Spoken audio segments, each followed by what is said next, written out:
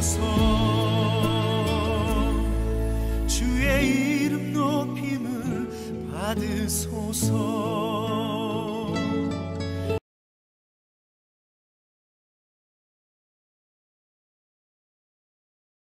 꺼주시고요. 그리고 다 같이 시간이 되었으므로 자리에서 일어나셔서 묵도하심으로 3월 14일 주일 예배를 하나님께 함께 드리도록 하겠습니다.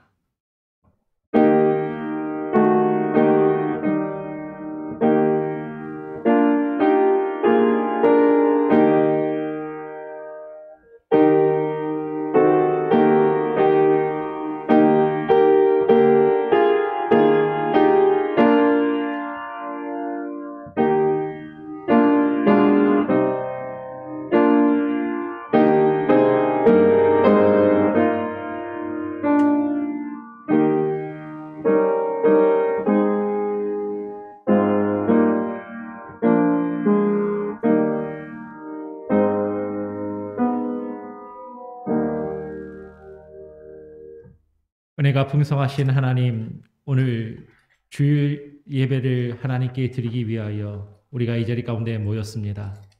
코로나19의 팬데믹 상황 가운데 하나님, 우리가 쉽지 않고 어려운 상황 가운데 있지만 하나님, 마음을 다하여 하나님을 예배하기를 원합니다. 이 자리 가운데 나올 수 없는 또 우리 성도님들, 그런 가정들 이 시간에 함께 온라인으로 예배할 수 있도록 하나님 허락하여 주심에도 감사합니다. 하나님, 우리가 어느 곳에 있든지 하나님 동일한 마음으로 이 한 시간 하나님께 함께 예배할 수 있는 귀한 은혜의 시간이 되게 하여 주시고, 우리가 주만 바라보며 하나님이 우리를 구원하시고 우리를 하나님의 백성 삼으시며 하나님께서 우리를 택하여 주신 그 크신 은혜를 감격하며 하나님만 바라볼 수 있는 귀한 시간 되게 하여 주시옵소서. 감사 찬양 영광 오직 주님께 올려드리며 거룩하신 예수 그리스도의 이름으로 기도합니다. 아멘. 다 같이 찬송가 34장을 함께 찬양하시겠습니다. 찬송가 34장입니다.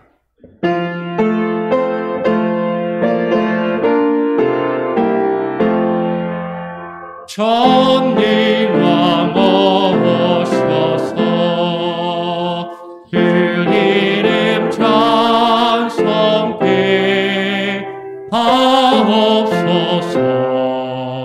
영광과 권능의 선무여셔서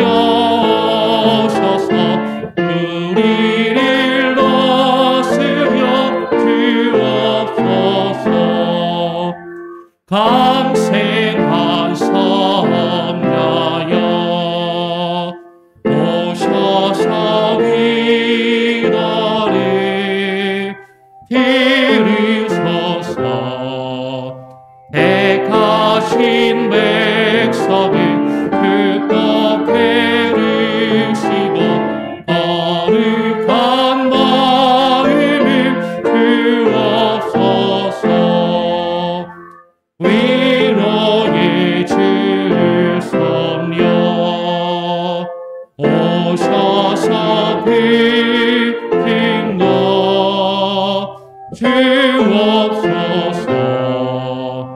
전능한 득시여 각 사람 마음에서 떠나지 마시고 계십소서. 성삼위일체께 한없는 찬송을 드립니다. 존귀한 주님을 영광 좀 배웠고 영광이 멋지게 하옵소서.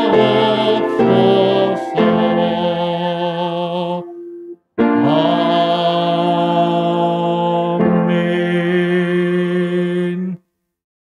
성시교독 10번입니다. 시편 27편을 함께 교독하시겠습니다. 성시교독 10번 시편 27편입니다. 여호와는 나의 빛이요 나의 구원이시니 내가 누구를 두려워하리요. 여호와는 내 생명의 능력이시니 내가 누구를 무서워하리요. 나의 대적, 나의 원수된 행악자가 내 살을 먹으려고 내게로 왔다가 실족하여 넘어졌도다. 군대가 나를 대적하여 진칠지라도 내 마음이 두렵지 아니하며 전쟁이 일어나 나를 치려 할지라도 내가 오히려 안연하리로다. 내가 여호와께 청하였던 한 가지 일, 곧 그것을 구하리니 곧 나로 내 생전에 여호와의 집에 거하여 여호와의 아름다움을 앙망하며 그 전에서 사모하게 하실 것이라. 여호와께서 환난 날에 나를 그 초막 속에 비밀히 지키시고 그 장막 은밀한 곳에 나를 숨기시며 바위 위에 높이 두시리로다. 이제 내 머리가 나를 두른 내 원수 위에 들리리니 내가 그 장막에서 즐거운 제사를 드리겠고 노래하여 여호와를 찬송하리로다. 아멘. 함께 우리의 신앙을 사도신경으로 함께 하나님과 또한 사람들 앞에 고백하며 나아가겠습니다. 전능하사 천지를 만드신 하나님 아버지를 내가 믿사오며 그 외아들 우리 주 예수 그리스도를 믿사오니 이는 성령으로 잉태하사 동정녀 마리아에게 나시고 본디오 빌라도에게 고난을 받으사 십자가에 못 박혀 죽으시고 장사한 지 사흘 만에 죽은 자 가운데서 다시 살아나시며 하늘에 오르사 전능하신 하나님 우편에 앉아 계시다가 별이로서 산자와 죽은 자를 심판하러 오시리라. 성령을 믿사오며 거룩한 공예와 성도가 서로 교통하는 것과 죄를 사하여 주시는 것과 몸이 다시 사는 것과 영원히 사는 것을 믿사옵나이다. 아멘. 다 같이 자리에 앉으시고요. 앉으셔서 찬송가 168장을 함께 찬양하고 김현자 집사님 예배를 위해서 대표로 기도해 주시겠습니다. 찬송가 168장입니다.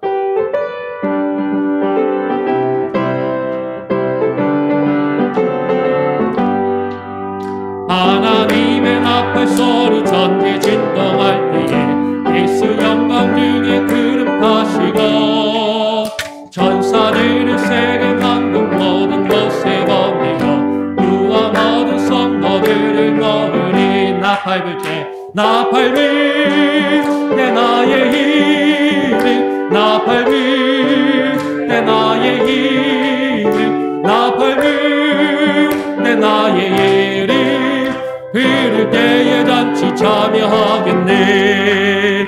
무덤 속에 잠자던 자 그때 다시 일어나 영화로운 부활 승리 얻으리. 주의 택한 모든 성도 구름 타고 올라가 공중에서 주의 얼굴 배우리. 아멘. 나팔 불 때 나의 힘 나팔 불 때 나의 힘 나팔 불 때 나의 길을 부를 때에 잔치 참여하겠네. 주님 다시 오신 날을 우리 알 수 없으니 항상 기도하고 깨어 있어서 기쁨으로 보좌 앞에 우리 나가서도 끝까지 참고 기다리겠네. 할렐루야. 나팔 불 때 나의 힘 나팔 불 때 나의 힘 나팔 불 때 나의 이름 부를 때에 잔치 참여. 나팔 불 때 나팔 불 때 나의 이름 나팔 불 때 나의 이름 나팔 불 때 나의 이름 부를 때에 잔치 참여하겠네. 우리 김현달 집사님 오늘 예배를 위해서 대표로 기도 인도해 주시겠습니다. 기도하시겠습니다. 여호와께 감사하라. 그는 선하시며 그 인자하심이 영원함이로다. 모든 신에 뛰어나신 하나님께 감사하라. 그 인자하심이 영원함이로다. 거룩하신 하나님 아버지, 주님의 이름을 찬양하며 감사와 영광을 올려드립니다. 한 주간도 하나님의 보호 속에서 저희들을 지켜주시고 인도하여 주셔서 예배의 자리에 나오게 하심을 감사드립니다. 1년이 넘는 코로나 팬데믹 속에서도 저희들을 보호하여 주심에 또한 감사를 드립니다. 하루하루가 하나님의 은혜요 기적입니다. 온 인류의 죄와 사망의 문제를 십자가에서 이루시고 부활하신 예수님을 구주로 모시고 살아가게 하심을 또한 감사드립니다. 날마다 구원의 감격 속에서 기뻐하며 찬양하며 살아가기를 소원합니다. 하나님, 하지만 저희들은 너무 연약함으로 죄의 유혹에 쉽게 무너지고 마음과 생각으로 말과 행실로 지은 죄들을 이 시간 고백하오니 주님의 보혈로 용서하여 주옵소서. 영적 게으름에 익숙해지지 않도록 늘 깨어있게 하옵시며 그동안 세상 가운데 살면서 너무 바빠 하나님과의 만남이 시간이 적었다면 이 어려운 시기를 보내는 동안에 더욱더 하나님을 알아가며 말씀을 갈급하게 도와주시옵소서. 예수님께서는 담대하라 내가 세상을 이기었노라고 말씀하셨습니다. 어려움과 환난 속에서 주님의 말씀을 의지하여 승리하신 예수님을 바라보며 승리의 삶을 살기를 또한 원합니다. 하나님의 뜻과 계획이 있어서 이곳에 몽고메리 한인 장로교회를 세워주심을 감사합니다. 항상 주의 말씀 위에 바로 서는 교회, 사랑 안에서 서로 섬기며 믿음이 자라가는 건강한 교회, 하나님의 은혜가 넘치는 신앙생활을 하는 교회가 되기를 기도합니다. 말씀을 대언하시는 조재선 목사님을 위해서 기도합니다. 성령 충만함과 지혜와 능력을 주옵시고 성령님의 인도하심으로 말씀을 잘 대언하실 수 있도록 날마다 세움을 허락하여 주옵소서. 영육간 강건하게 하옵시고 또한 기도하시는 목사님이 될 수 있도록 인도하여 주옵소서. 캘리포니아에 계시는 가족들에게도 늘 하나님의 안전과 보호 속에 지켜주시고 또 이곳에 이사하실 때까지 늘 인도하여 주옵소서. 이 시간 말씀을 전하실 때 갈급한 심령들이 주님을 만나고 알아가며 회개하며 변화되는 역사가 일어나게 하옵소서. 또한 이 시간 온라인으로 예배드리는 성도님들에게도 저희와 동일한 은혜로 임하게 하여 주옵시고 또한 주일학교 줌 예배에도 하나님의 임재하심의 축복이 임하기를 바랍니다. 어릴 때부터 주님의 말씀과 교양과 훈계로 자라게 하여 주옵소서. 또한 예배를 인도하시는 이하람 전도사님께 성령 충만함으로 말씀을 증거할 수 있도록 도와주시고 우리 주일학교 어린 유아로부터 유스 학생들 이들이 말씀을 받아 깨닫고 인격적으로 예수님을 만나게 하여 주옵소서. 또한 우리 아이들의 미래가 항상 주님 안에서 열려지는 축복을 내려 주옵소서. 교사들에게도 성령 충만함과 강건함을 주옵시고 아이들의 영혼을 위해서 기도하시는 귀한 선생님들의 수고를 우리 하나님께서 받아 주시옵소서. 충계 대신방 기간입니다. 안전하게 지켜주셔서 은혜롭게 신방이 이루어질 수 있도록 도와주시고 또한 우리 목사님 피곤치 않도록 인도하여 주옵소서. 하나님, 또한 이 시간에 미얀마 나라를 위해서 기도합니다. 그들의 희생이 결코 헛되지 않도록 평화적으로 해결되게 도와주시고 정말 더 이상 피해가 일어나지 않도록 하나님의 긍휼과 자비하심이 임하기를 원하옵나이다. 하나님, 예배를 돕는 손길들이 있습니다. 마음과 뜻과 정성을 다해 봉사하게 하시며 늘 겸손함과 성실과 부지런함으로 감당하게 도와주시옵소서. 몸과 영혼이 지친 자들, 육체적으로 아픈 자들, 예배를 통해 구원의 감격과 기쁨을 누리며 말씀을 통해 치유와 회복이 일어나는 시간이 되게 하여 주옵시고 빨리 나와서 저희와 같이 예배 자리에 나올 수 있도록 인도하여 주옵소서. 하나님, 현장 예배, 온라인 예배, 줌 예배 드립니다. 집중하게 하시고 악한 것들이 절대 틈타지 못하도록 천군 천사로 불꽃 같은 눈동자로 저희를 보호해 주심을 믿사옵고 날 구원하신 예수 그리스도의 이름으로 감사하며 기도 올려옵나이다. 아멘.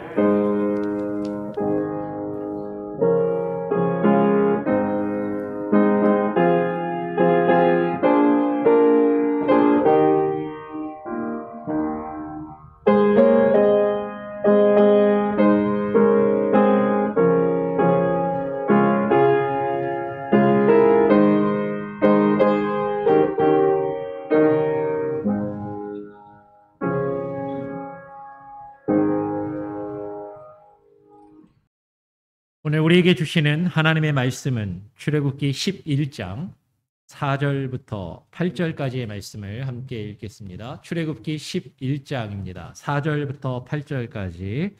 제가 먼저 출애굽기 11장 4절을 읽겠습니다. 모세가 바로에게 이르되 여호와께서 이같이 말씀하시기를 밤중에 내가 애굽 가운데로 들어가리니 애굽 가운데 처음 난 것은 위에 앉은 바로의 장자로부터 맷돌 위에 있는 여종의 장자까지와 모든 생축에 처음 난 것이 죽을지라. 애굽 전국에 전무후무한 큰 곡성이 있으리라. 그러나 이스라엘 자손에게는 사람에게나 짐승에게나 개도 그 혀를 움직이지 않으리니 여호와가 애굽 사람과 이스라엘 사이에 구별하는 줄을 너희가 알리라 하셨나니. 8절 같이 읽겠습니다. 왕의 이 모든 신하가 내게 내려와서 내게 절하며 이르기를 너와 너를 좇는 온 백성은 나가라 한 후에 내가 나가리라 하고 심히 노하여 바로에게서 나오니라.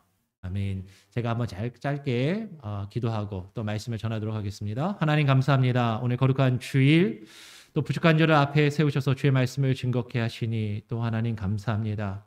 하나님의 말씀만이 바로 증거케 되게 하시고 성령님의 인도하심과 조명의 하심에 따라 하나님의 말씀에 선포될 때 그 말씀이 하나님 살아 역사하며 우리 성도님들의 귓가와 마음가에 하나님이 깊이 울려지게 하시고 그 마음에 하나님의 말씀이 심겨지게 하시고 새겨지게 하시고 그 말씀을 붙들고 하나님의 은혜를 깨달아 그 은혜의 감격 가운데 살아갈 수 있는 하나님 귀한 시간 되게 하여 주시옵소서. 전하는 자와 듣는 자가 동일한 은혜로 하나님의 말씀을 듣고 반응케 하여 주시고 오늘 이 시간에 온라인으로 하나님의 말씀을 듣는 모든 성도들에게도 동일한 은혜로 임하여 주시옵소서. 감사하며 예수 그리스도의 이름으로 기도합니다. 아멘. 예, 오늘 함께 말씀을 읽은 말씀을 가지고 주의 백성과 바로의 백성, 주의 백성과 바로의 백성이라는 제목으로 함께 말씀을 나누겠습니다. 지난주에는 우리가 출애굽기 10장의 말씀을 함께 살펴보면서 바로의 위협 속에서도 바로의 위협 앞에서도 모세가 타협하지 않고 타협 없는 믿음으로 담대히 주의 말씀을 지키려 했다라는 것을 우리가 함께 살펴보았습니다. 그런데 바로는 계속해서 그 마음이 강팍한 거예요. 그 마음이 강팍해져서 이스라엘 백성을 계속해서 내보내지 않는 것이죠. 이미 9개의 재앙이 애굽에 닥쳤습니다. 하나님의 크신 권능과 하나님의 크신 어떤 징계하심을 겪으면서도 바로는 끝까지 그 마음을 돌이키지 않는 것입니다. 그리고 이제 9개의 재앙이 지나가고 하나의 재앙만이 지금 남았어요. 그렇게 큰 재앙이 내렸음에도 왜 바로가 그 마음을 돌이키지 않았을까? 사실 우리 같으면 그 정도 하나님의 능력과 기적과 이사와 놀라운 일들을 경험하면 야, 하나님이 정말 계시긴 계신가 보구나. 하나님이 살아계시니까 하나님의 말씀을 들어야 되겠구나 라는 생각이 들 법도 한데 바로는 그렇지 않았다라는 것이죠. 어떻게 보면 참 이해하기가 힘듭니다. 왜 그럴까? 근데 오늘 성경 말씀을 우리가 읽다 보니까 어떻게 보면 그 답을 발견하게 돼요. 그것은 본문에서 하나님께서 말씀하신 것처럼 하나님께서 여호와 하나님께서 애굽 사람들과 이스라엘 백성 사이를 구별하셨다라는 표현을 했습니다. 하나님께서 하나님이 택하신 이스라엘 백성들과 하나님을 믿지 않고 하나님께 심판을 받을 애굽 사람들 사이에 분명한 구별을 두셨다라고 이야기를 하시는 것이죠. 그래서 오늘 그 하나님의 백성, 이스라엘 하나님의 백성과 주의 백성과 이 세상에 속한 바로의 백성, 그들 사이에 어떠한 구별이 있는가 오늘 같이 한번 살펴보고 그것이 우리에게 어떤 의미로 다가오는지를 한번 생각해 보기를 원하는 것입니다. 분명히 모세가 처음 바로 앞에 섰을 때만 해도요, 모세는 두려웠어요. 그리고 바로한테 어떠한 해코지를 당하지 않을까 참 두렵고 떨리는 마음으로 그 앞에 섰을 것입니다. 근데 9가지의 재앙이 지난 이후에 모세에게는 나름 이제 분명한 믿음과 확신이 생겼던 것이죠. 하나님께서 함께 하시고 하나님께서 지키시고 보호하심을 경험하게 됩니다. 그리고 수많은 애굽 사람들도 하나님을 믿지 않는 사람들도 있었지만 여호와 하나님을 경외하고 두려워하는 사람들도 생기기 시작했던 것 같아요. 그래서 오늘 우리가 읽은 말씀을 보면 주께서 그 백성으로, 하나님의 백성 이스라엘 백성으로 애굽 사람에게 은혜를 받게 하셨고, 그리고 그 애굽 사람들이 볼 때 심히 크게 보이게 하셨다라고 그렇게 이야기를 합니다. 바로와 타협하지 않고 믿음을 지킨 그 모세가 모세와 이스라엘을 위해서 이제 지금 하나님께서 한 가지 재앙을 남겨두고 있는 시점에서 하나님께서는 애굽 사람들에게 이제 이스라엘 백성들이 은혜를 받게 하셨다라고 이야기를 하는 거죠. 우리 다시 한번 11장의 말씀을 천천히 한번 더 읽어 내려가면서 그 내용을 한번 살펴보기를 원합니다. 바로와 타협하지 않고 믿음을 지킨 그 모세와 이스라엘을 위해서 하나님께서 한 가지의 재앙을 남겨두십니다. 그것은 마지막 장자의 죽음이라는 것이죠. 애굽 땅에 있는 모든 처음 난 것은 다 죽게 되는 그 장자의 죽음을 마지막으로 10번째 재앙으로 하나님께서 내리신 이후에야 바로는 어쩔 수 없이 이스라엘을 애굽에서 쫓아내듯이 내어 보내게 될 것을 이야기합니다. 우리 11장 1절 말씀 같이 한번 읽어볼까요? 11장 1절입니다. 시작. 여호와께서 모세에게 이르시기를 내가 이제 한 가지 재앙을 바로와 애굽에 내린 후에야 그가 너희를 여기서 보낼지라. 그가 너희를 보낼 때에는 여기서 정녕 다 쫓아내리니 라고 이야기해요. 주님의 능력 앞에서 바로가 이스라엘 백성을 보낼 때에는 애굽에서 쫓아내듯이 보낼 수밖에 없게 될 것을 이야기합니다. 하나님께서 그렇게 하신다라는 거죠. 바로가 정말로 원해서 이스라엘 백성들을 놓아주고 이스라엘 백성들을 애굽에서 내어 보내는 것이 아니라 하나님의 주권과 하나님의 능력에 의해서 이스라엘 백성들이 구원받게 될 것을 하나님이 말씀하고 계시는 거예요.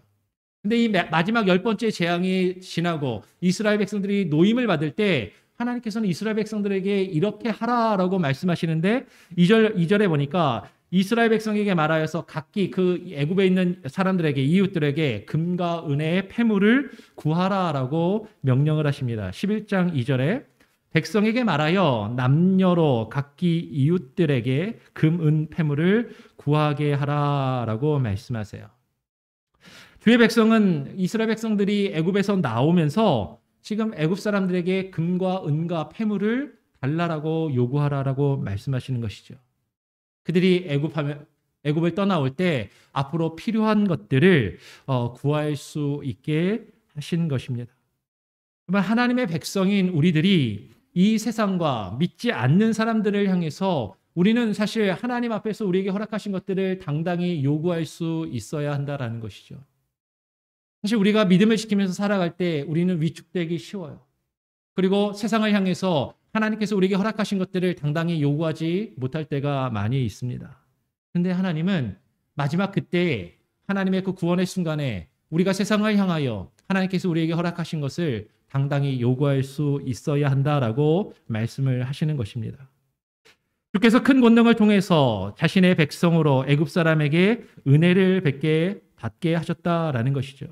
그래서 11장 3절에 보니까 여호와께서 그 백성으로 애굽 사람의 은혜를 받게 하셨고 또 그 사람 모세는 애굽국에서 애굽 나라에서 바로의 신하와 백성에게 심히 크게 보이게 되었다라고 이야기를 합니다. 주님의 사람 모세는 애굽에서 바로와 그 신하와 그 백성들에게 상당히 큰 사람, 크게 보이는 거예요. 위대해 보이는 것입니다. 우리가 주님의 말씀을 믿고 주님의 능력을 의지하면서 이 세상과 타협하지 않고 살아갈 때 처음에는 우리가 그것 때문에 힘든 일을 겪을 수 있어요. 우리가 하나님 앞에서 하나님의 말씀을 붙들고 이 세상과 살아가고 그 세상이 우리에게 요구하는 것들을 따르지 않으며 세상과 타협하지 않는 믿음을 가지며 살아갈 때 세상은 처음에 우리를 이상하게 생각합니다. 그리고 싫어해요. 그리고 그것 때문에 우리가 힘든 일을 겪을 수 있는 것이죠. 그런데 그 힘든 일들을 우리가 겪어내면서 하나님의 말씀을 지키고 타협하지 않는 믿음으로 살아갈 때 세상 사람들이 어느 순간에는 발견하는 거죠. 저 사람 뭔가 다르다. 저 사람이 믿는 하나님은 뭔가 다른 것 같다. 그리고 그 세상의 사람들이 믿음의 사람들을 인정하기 시작합니다. 근데 거꾸로 우리가 세상 사람들과 우리가 하나님을 믿는 사람이라고 하면서 그들과 타협하면서 지내면 그들이 처음에는 이렇게 이야기할지 몰라요. 그래도 당신은 교회 다니고 하나님 믿는다고 하지만 열려있는 마음이 있군요.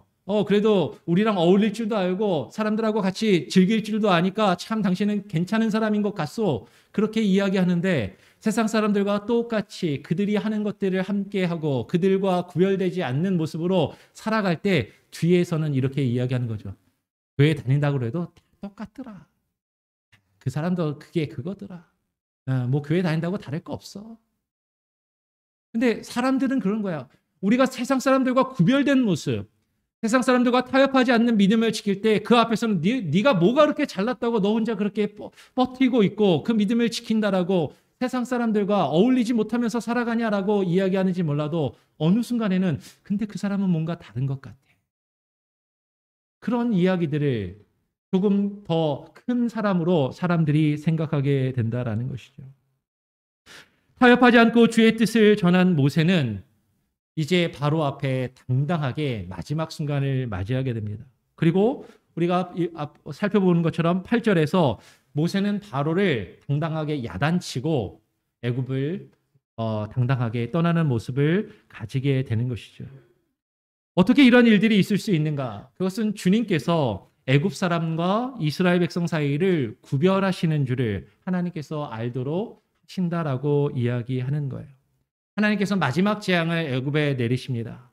주께서 친히 밤중에 애굽 가운데 들어가서 장자의 재앙과 심판을 내리시겠다라고 4절 5절에 말씀하십니다. 제가 한번 읽어보겠습니다.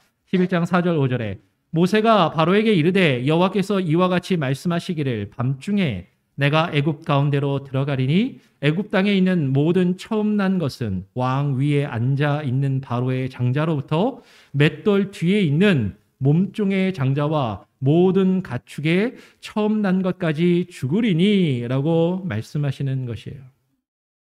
바로의 장자로부터 여종의 장자까지와 그리고 애굽 땅에 있는 모든 짐승들 생축의 처음 난 것이 모두 다 죽게 되는 하나님의 크신 재앙이 심판이 애굽 땅 가운데 내리게 되는 것이죠. 그것은 애굽 전국에 전무후무한 큰 곡성이 있게 될 정도로 주의 심판은 너무나도 크고 무서운 것이라고 이야기를 합니다. 11장 6절에 애굽 전국에 전무후무한 큰 곡성이 있으리라라고 말씀하시는 것이죠. 엄청난 심판입니다.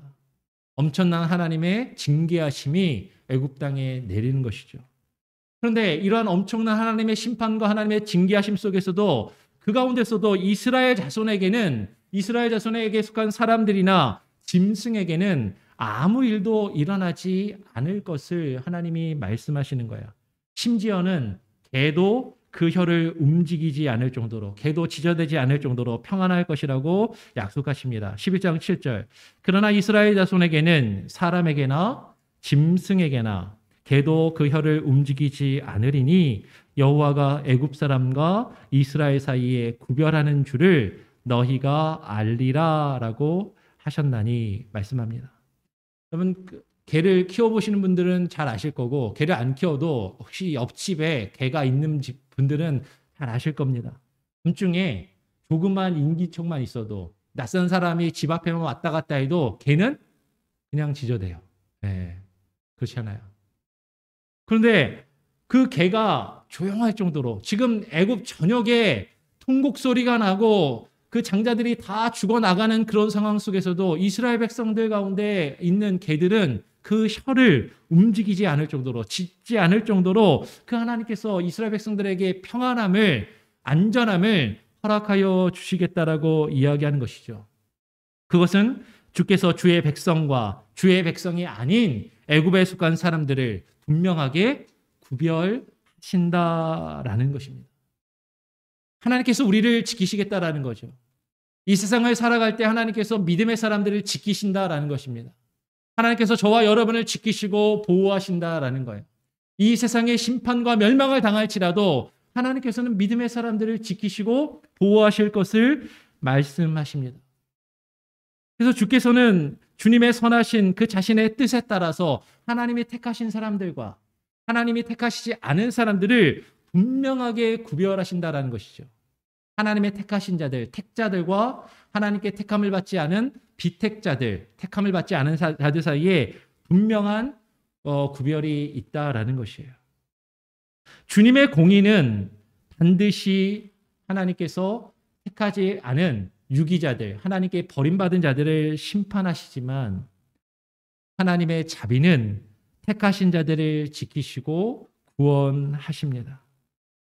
주님의 선택은 우리의 행함의 결과가 아니라 오직 하나님의 선하신 뜻과 하나님의 은혜 가운데 있는 것이죠. 하나님께서 우리를 택하셨기에 하나님이 우리를 이 세상과 구별시키시고 하나님께서 우리를 지키시고 보호하시겠다라고 분명히 말씀하고 계신다라는 것이죠. 그래서 주께서 바로의 마음을 강팍해 하셨다라는 것은 상당히 중요한 의미가 있어요. 오늘 10절에 보니까 주께서 바로의 마음을 강팍해 하심으로 이스라엘 자손을 보내지 않았다라고 이야기합니다.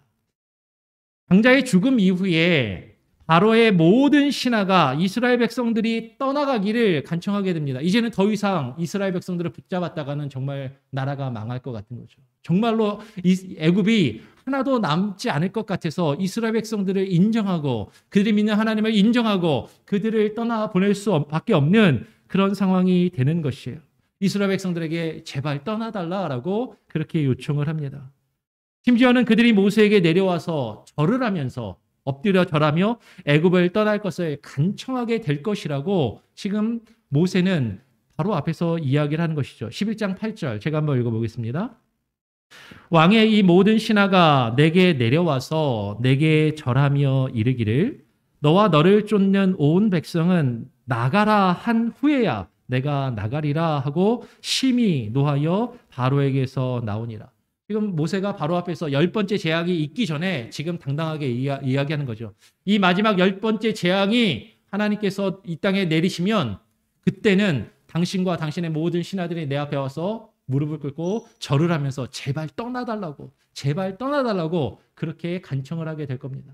그때야 내가 나갈 것이라고 바로를 심히 야단치고 호통치는 그런 모습을 지금 모세는 보이는 것입니다. 하나님의 권능과 심판 앞에서 세상은 주의 백성 앞에 무릎 꿇을 수밖에 없게 되어 있다라는 것이죠. 여러분, 이것은 우리에게 큰 도전과 위로의 말씀이 돼요. 지금 우리가 겪고 있는 이 세상이 우리에게는 너무 강해 보일 수도 있습니다. 꿈쩍도 하지 않는 것처럼 보여요.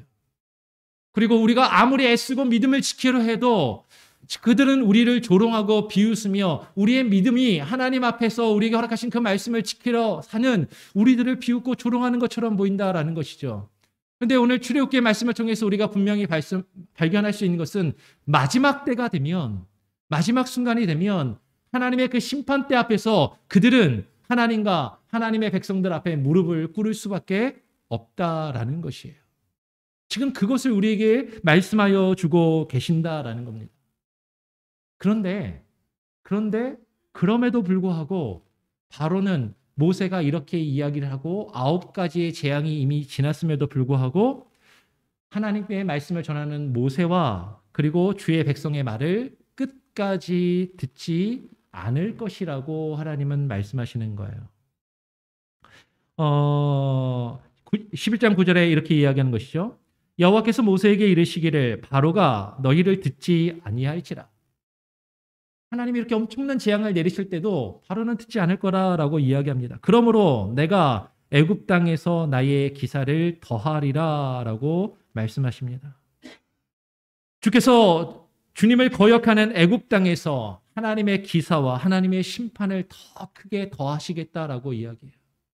하나님을 믿지 않는 사람들이 하나님을 믿지 않고 거역하면 거역할수록 하나님께서는 하나님의 주권과 능력으로 하나님이 얼마나 강한 능력이 있으신 분이신지를 결국에는 보이시겠다라고 이야기를 하는 것이죠. 근데 모세와 아론이 이 모든 기사를 바로 앞에서 행하였지만 바로는 자신의 뜻으로 이스라엘 백성들을 자발적으로 보내는 것이 아니라고 이야기를 합니다. 10절 말씀을 같이 한번 읽어볼까요? 10절, 11장 10절을 다 같이 한 번 더 읽어보겠습니다. 시작. 모세와 아론이 이 모든 기사를 바로 앞에서 행하였으나 여호와께서 바로의 마음을 강팍해 하셨으므로 그가 이스라엘 자손을 그 나라에서 보내지 아니하였더라. 그러면서 지금 성경은 이야기하는 거예요. 왜 바로가 끝까지 하나님의 말씀을 듣지 않고 이스라엘 백성을 내어보내지 않는가? 여호와께서 바로의 마음을 강팍해 하셨으므로라고 이야기를 합니다. 그 이유는 주께서 바로의 마음을 강팍하게 하셨기 때문이다라는 것이죠. 이것은 다른 말로 하면 바로가 하나님께 버림받은 자라는 뜻이에요. 하나님께 버림받은 유기자라는 뜻입니다. 근데 여러분, 이 말씀을 우리가 잘못 이해하면 이렇게 오해할 수 있어요. 그러면 바로 잘못이 아니잖아. 하나님께서 바로의 마음을 강팍하게 하시고 바로가 하나님의 말씀을 안 듣도록 하신 거니까 이건 바로 잘못이 아니네. 하나님이 잘못한 거네. 하나님께 책임이 있네. 라고 그렇게 생각하는 사람들이 있더라라는 거죠. 근데 여러분, 이 말씀을 이렇게 오해하면 안 됩니다. 바로는 주의 말씀을 순종하고 싶었는데, 하나님의 말씀을 듣고 하나님의 말씀을 따르고 싶었는데 하나님이 억지로 바로가 못하도록 막으셨다라는 게 결코 아니다라는 거죠.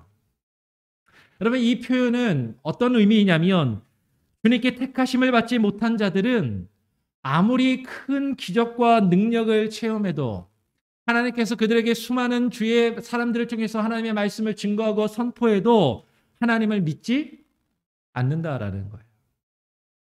이것은 주께서 주의 크신 권능으로 그들이 구원받는 것에서 하나님께서 유기되게끔 내버려 두셨기 때문이다라는 것이죠. 이제 여기까지 이야기하면 사실은 많은 사람들이 이제 이런 생각들을 하게 됩니다. 이것은 선택과 예정에 대한 교리와 연결이 되는데 하나님이 그럼 누구는 선택하시고 누구는 버리셨단 말이야? 하나님이 누구는 구원하시고 누구는 구원받지 못한단 말이야? 구원받는 사람과 구원받지 못한 사람들이 결정되었단 말이야? 이건 불공평하잖아. 하나님 왜 이렇게 불공평할까라고 생각할 수 있다라는 것이죠. 여러분, 하나님의 이러한 이중 예정 교리는 결코 불공평한 것이 아니라 주님의 절대적인 주권에 있는 것이에요. 여러분, 이것을 우리가 잘 생각해 볼 필요가 있습니다. 구원받을 자를 선택하시는 것은 공평한 기회가 주어지지 않는다라고 우리가 생각할지 모르겠지만 결코 그렇지 않다라는 것이죠. 그러면 지금 이 출애굽기에 나온 이 표현들, 하나님께서 바로의 마음을 강팍하게 하셨다. 결국에는 그들이 끝까지 믿지 않고 하나님께 심판을 받는다라는 것을 우리는 한번 고민해 볼 필요가 있다라는 거예요. 그러면 왜 여기서 많은 사람들이 오해하고 갈등합니까? 그것은 이렇게 생각하기 때문인 것이죠.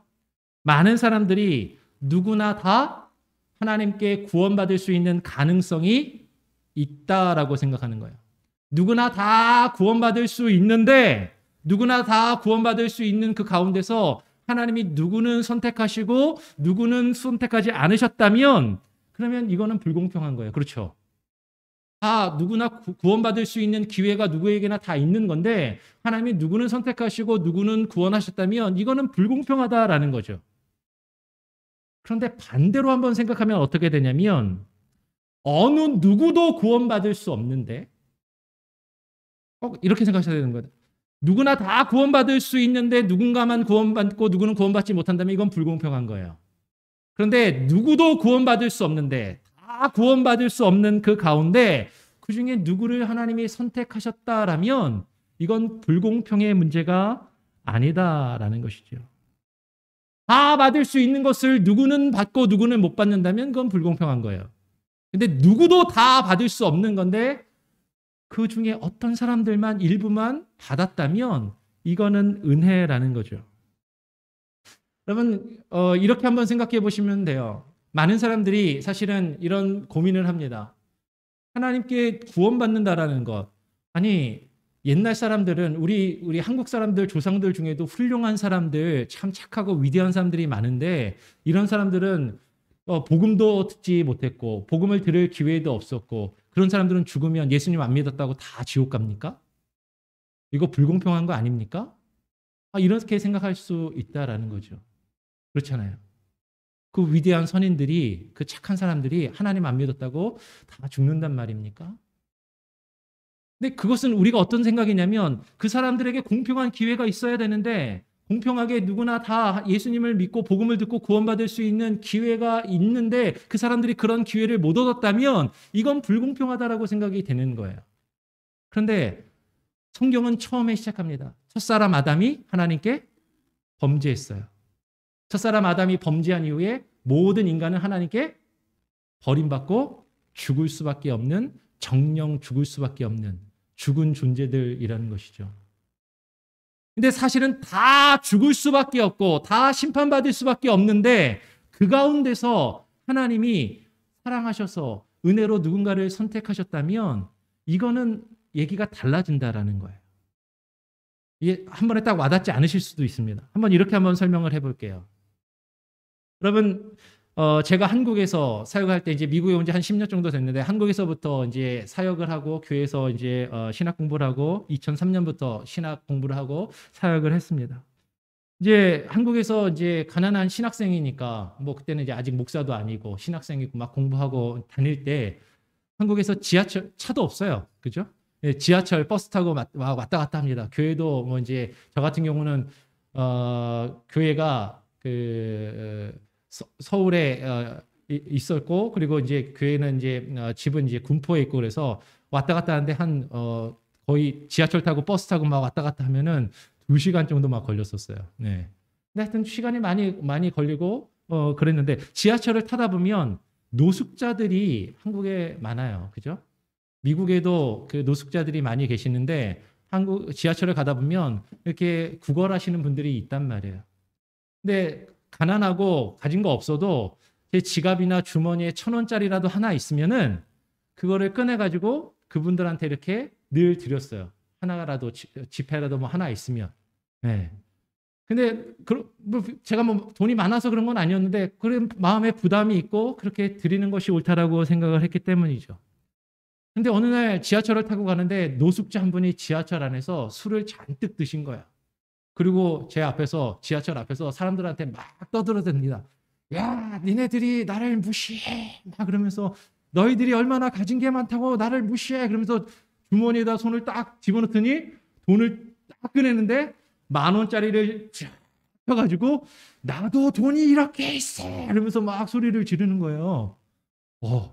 나는 지갑에 1,000원짜리 몇 개도 없어가지고 이게 있으면 드리고 없으면 못 드리고 이러는데 아니 구걸하시는 분이 10,000원짜리를 쫙 펴가지고 돈이 있다라고 막 그러면서 나를 무시하냐고 막 소리를 지르는데 아니 저분이 나보다 부자네. 이런 생각이 드는 거예요. 어느 날은 지하철을 타고 가다가 저쪽 기둥 뒤에서 이렇게 지팡이를 짚고 구걸하던 사람이 저쪽 기둥 뒤에 가더니 이렇게 돈을 막 세고 있는 모습이 보입니다. 이런 걸 몇 번 경험하고 나니까 한국에서 거린들을 만났을 때 전에는 주머니에 뭔가 있으면은 줬는데 어느 순간부터는 잘 안 주게 되더라고요. 제 마음이 좀 강팍해졌어요. 안 주게 됐어요. 근데 그렇게 좀 시간이 지나다가 여러분 금요기도회를 인도하고 금요기도회가 끝나고 집에 돌아갑니다. 이제 그 부교육자였지만 전했던 교회 그 한국에서 사역하던 교회 담임 목사님이 금요 예배를 인도할 기회를 많이 주셨거든요. 근데 앞부분에 찬양을 한 3-40분 해요. 기타 치면서 찬양 열심히 합니다. 저희 노래도 좀 크게 부르잖아요. 제가 막 뜨겁게 찬양하고 한 3-40분 또 설교 말씀 전해요. 그리고 또 설교 말씀 끝나고 나서 3-40분 또 찬양하면서 기도를 한 3-40분 합니다. 그리고 한 금요 기도회를 한 2시간 정도 한 뭐 8시부터 하면 한 7시 반이나 이렇게 하면 9시 반 10시 다 돼서 끝나는 거죠. 그리고 아까 말씀드린 대로 막차를 타고 서울에서 이제 군포까지 집으로 가는 거예요. 그러면 이제 기운이 쫙 빠지죠. 네, 한 2시간 동안 열심히 찬양하고 말씀 전하고 기도하고 그러면 이제 막 몸이 기운이 쫙 빠지고 지쳐요. 그리고 이제 집에 가는 길에 너무 배가 고파갖고 허기가 져갖고 1,000원짜리 한 2장 있는데 그 한국에서 많이 먹던 바나나 우유하고 다이제스티브 쿠키를 과자를 하나 사가지고 허기가 지니까 먹으려고 지하철에서 타서 매점에서 그걸 딱 따가지고 딱 먹으려고 하는데 저쪽 바로 옆에서 한 노숙자가 쓰레기통을 뒤지고 있는 거예요. 네. 저한테 뭐 달라고 얘기도 안 해요. 근데 저쪽에서 쓰레기통을 막 뒤지면서 그 쓰레기통에서 남이 먹다 버린 음식을 입에다 집어넣고 있는 모습을 딱 보는 거죠. 도저히 이거를 내가 먹을 수가 없어요. 그래가지고 그 사람한테 드리면서 그거 드시지 말고 이거 드세요 하고 이렇게 드렸단 말이에요. 여러분 한번 생각을 해보십시오. 길을 가다가 보면 노숙인들이 있단 말이에요. 거지들이 있단 말입니다. 거지 둘이 있어요. 근데 딱 보니까 앞에 있는 거지가 불쌍해가지고 내가 내 주머니에서 돈을 꺼내서 돈을 줬습니다. 그 다음에 또 거지가 한 명 있어요. 근데 그 뒤에 있던 거지는 이렇게 생각할 수도 있겠죠? 아, 저 사람이 앞에 있는 사람한테 돈을 줬으니까 나한테도 돈을 주겠지? 기대할 수 있어요, 없어요? 기대하겠죠. 나한테도 주면 좋겠다. 근데 첫 사람한테는 주고 두 번째 거지한테는 안 주고 그냥 지나갔어요.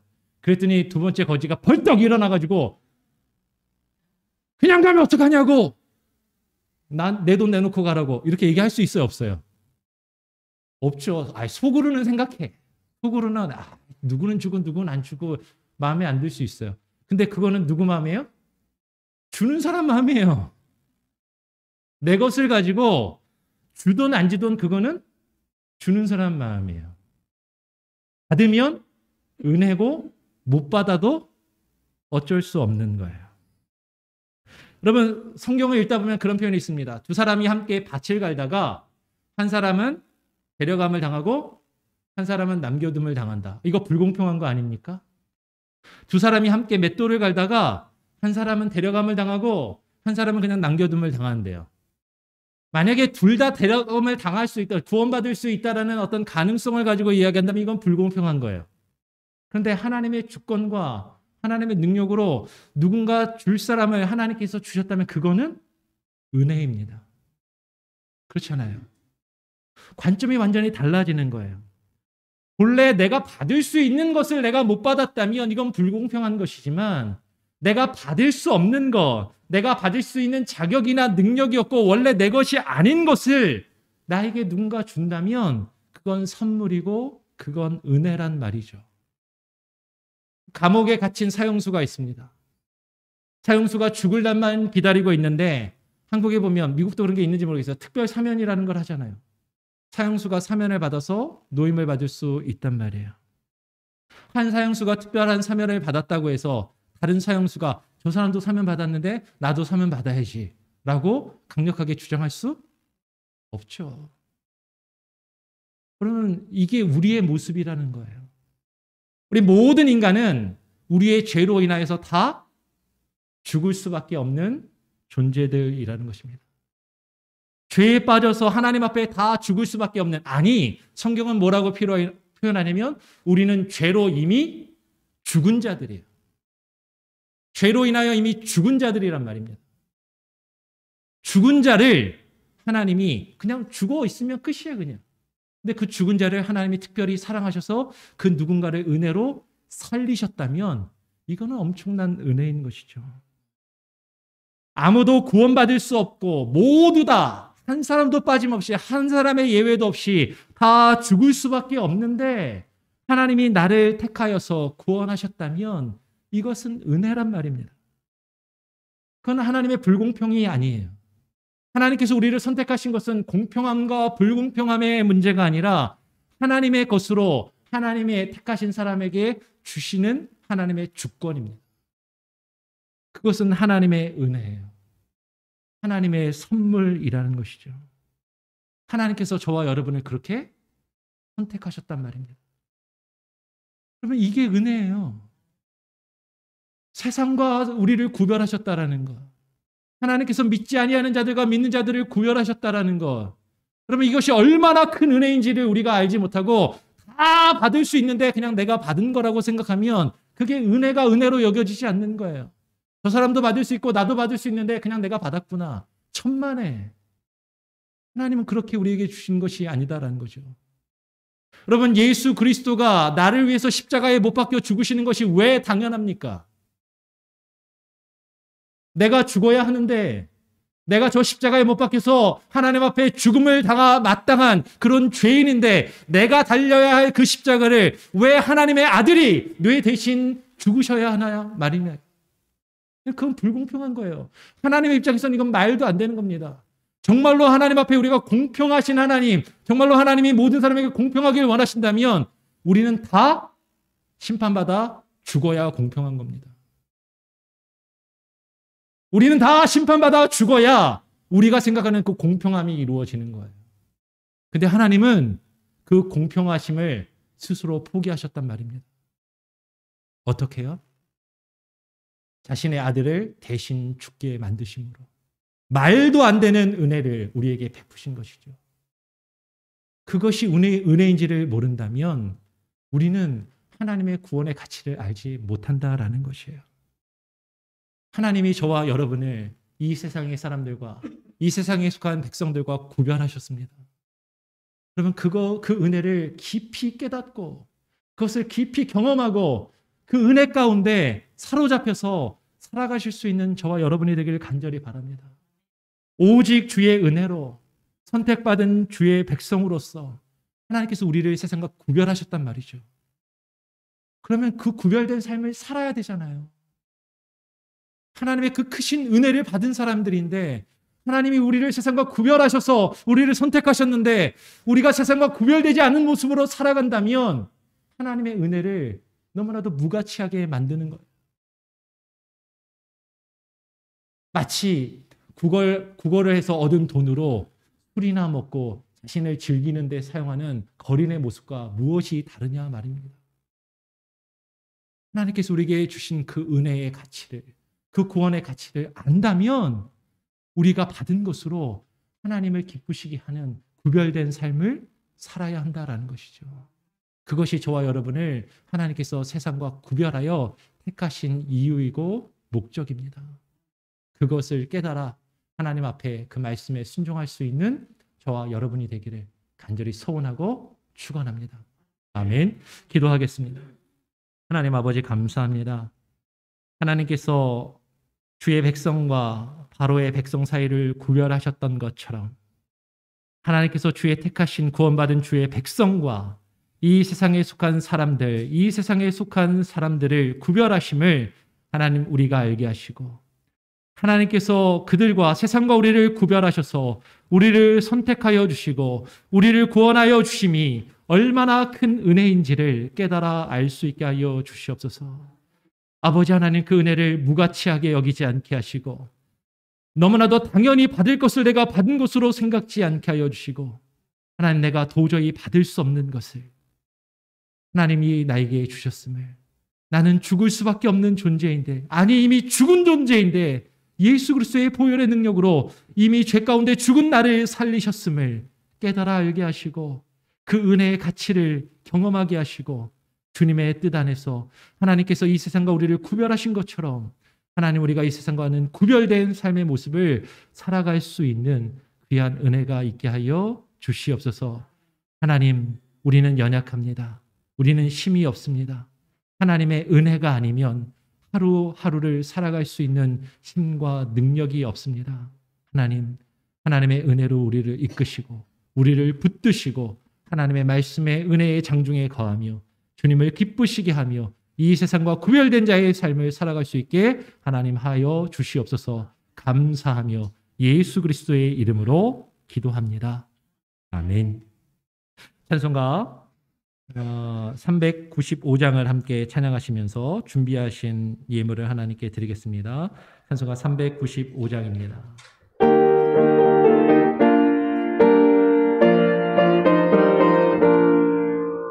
나 시험을 당해 밤되지 말고 나 용기를 다해 범물리처럼 너 시험을 이겨 새 힘을 얻고 그 예수를 믿어 늘 승리하라.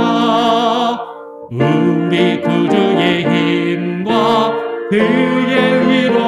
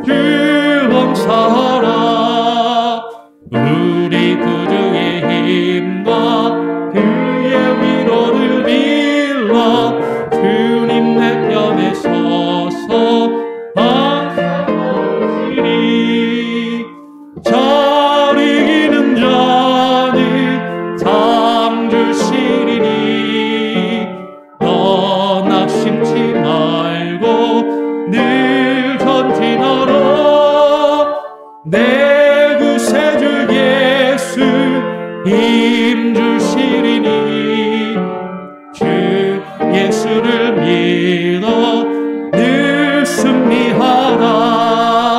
우리 구주의 힘과 그의 위로를 빌라. 주님 내 편에 서서 항상 도우시니. 아멘. 늘 주님을 의지할 수 있는 저와 여러분들에게 간절히 소원합니다. 예. 드려진 예물을 위해서 잠시 기도하겠습니다. 하나님 감사합니다. 오늘 귀하고 복된 주일 주님 앞에 나와 예배하며 하나님 우리가 빈손으로 나오지 아니하고 하나님께 귀한 예물을 정성껏 구별하여 드립니다. 하나님 기뻐 받아 주시옵소서. 하나님께서 우리에게 주신 그 은혜가 너무나도 크고 크기에 그 은혜에 감사하여 드리오니 하나님 받아 주시옵소서.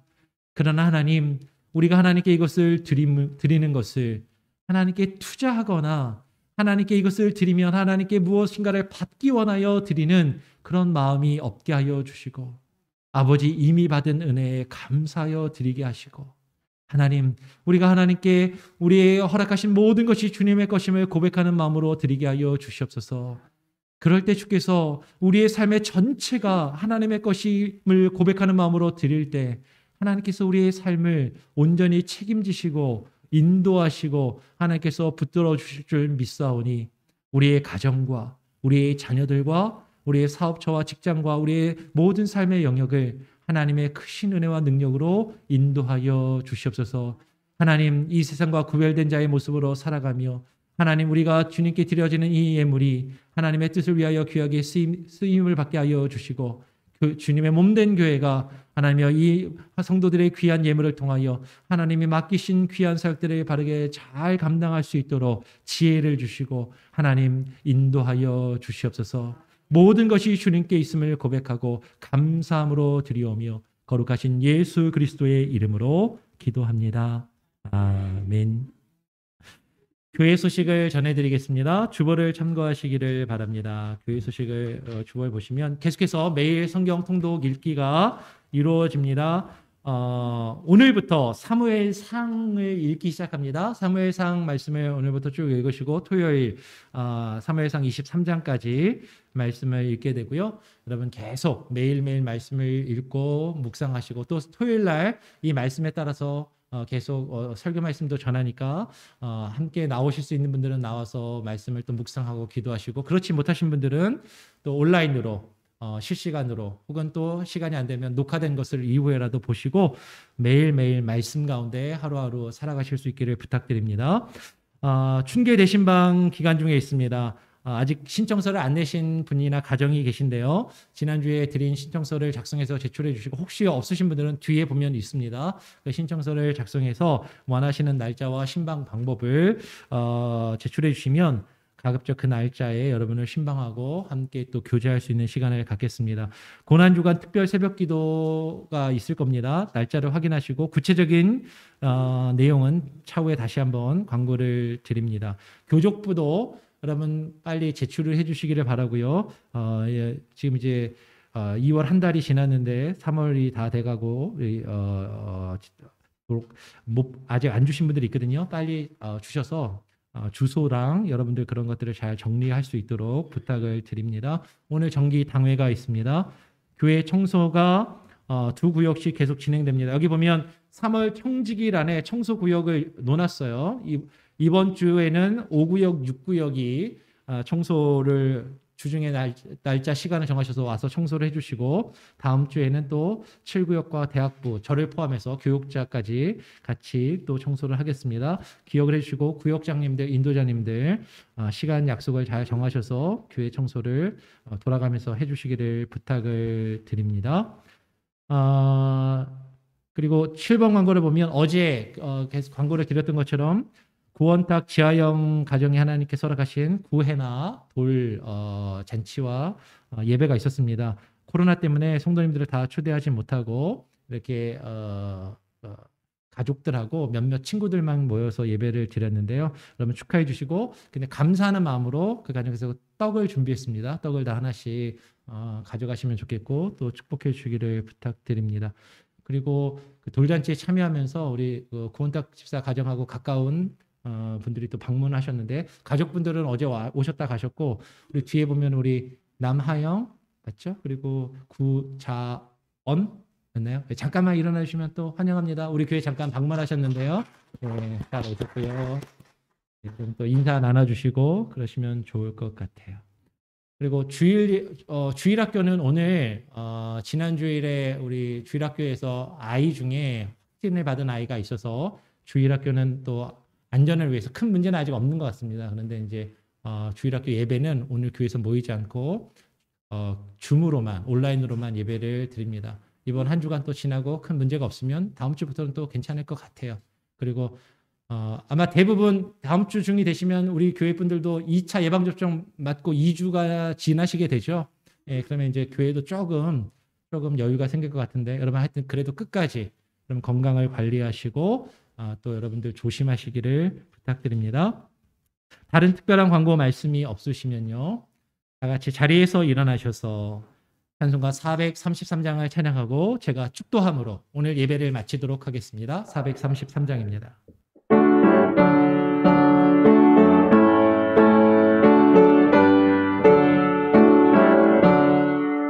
눈을 들어 산을 보니 도움 어디서 오나, 전지신 주 여호와 나를 도와주시네.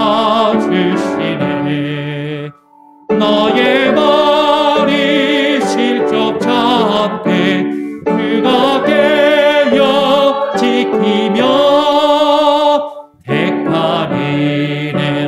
항상 지켜 기리워하시네. 도우시는 하나님이 내게 그늘 되시니, 낮에 해와 밤에 달이 너를 삼지 않겠네.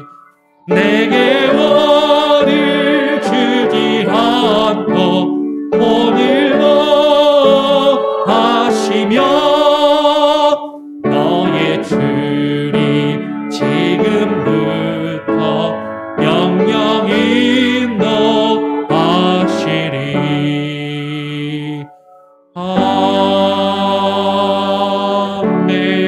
아멘.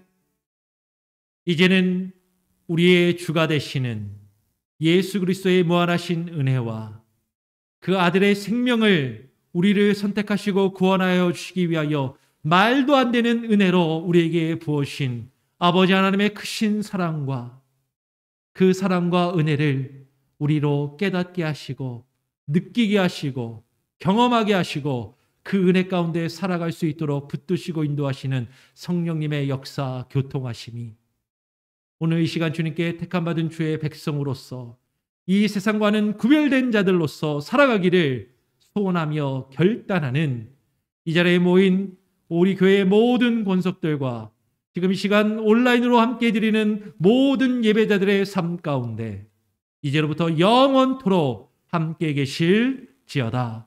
아멘.